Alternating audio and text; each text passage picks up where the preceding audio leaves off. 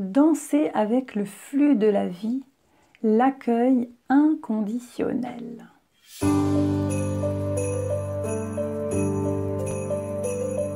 Bonjour et bienvenue, c'est Carmen Perra de Mandala Vivant. Je suis coach d'alignement, artiste médium et j'accompagne les coachs thérapeutes, artisans du mieux-être à intégrer à leur quotidien un plan de conscience plus vaste. Danser avec le flux de la vie. Accueillir. Eh bien, nous sommes dans le centre du mandala vivant que nous sommes. Alors je vous rappelle, la périphérie, c'est l'identité humaine, pendant que le centre, c'est notre état d'être. Et donc, dans cet état d'être, la façon dont nous avons de réagir avec le monde est très différente du monde limité, du monde linéaire, de la périphérie du mandala. Eh bien oui, danser avec le flux de la vie, ça veut dire quoi? Eh bien c'est tout à fait l'inverse que de résister aux événements qui s'en viennent et qui entrent dans notre champ de conscience. Alors en tant que coach, thérapeute, artisan du mieux-être, eh bien c'est comme tout le monde, nous avons nos familles, notre travail, nos relations. Voilà, tous ces domaines-là sont concernés puisque nous sommes dans un voyage d'intégration. Et danser avec le flux de la vie, c'est être capable dans les choses quotidiennes de la vie, c'est-à-dire réparer la machine à laver, l'ordinateur qui tombe en vrac, le comptable qui s'est trompé, etc., etc., de continuer en fait à garder la relation avec plus grand que soi. Parce que cet état d'être n'est pas dévolu à une sphère particulière de la vie. Là, l'invitation, c'est au contraire d'être dans cet état d'être et de le manifester dans tous les domaines de notre vie. Et que ce ne soit pas uniquement au niveau professionnel. Parfois, il arrive que nos relations s'enveniment, qu'il y ait des choses qui ne vont pas comme nous voulons, que les finances sont au plus bas, etc., etc.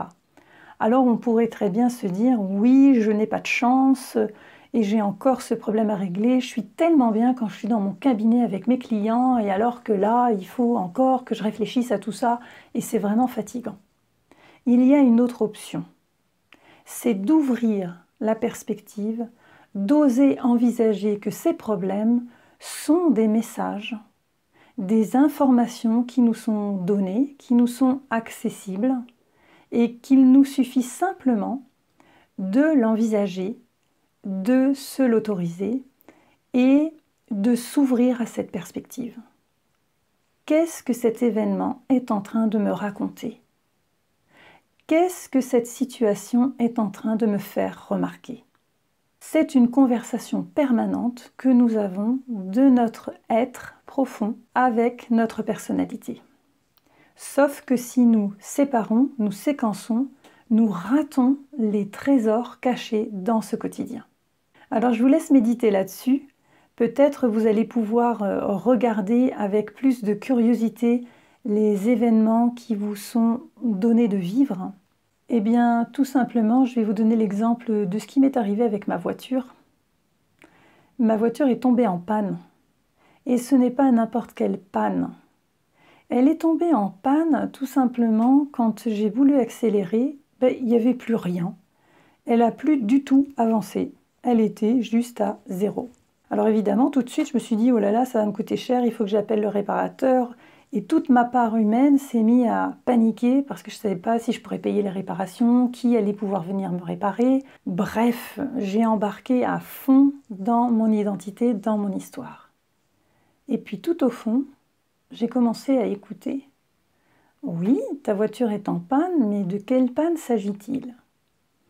Une fois mise au garage, le garagiste m'a informé que j'avais tout simplement plus de vitesse, je n'avais plus de puissance et il y avait un câble qui avait sauté par rapport à ça.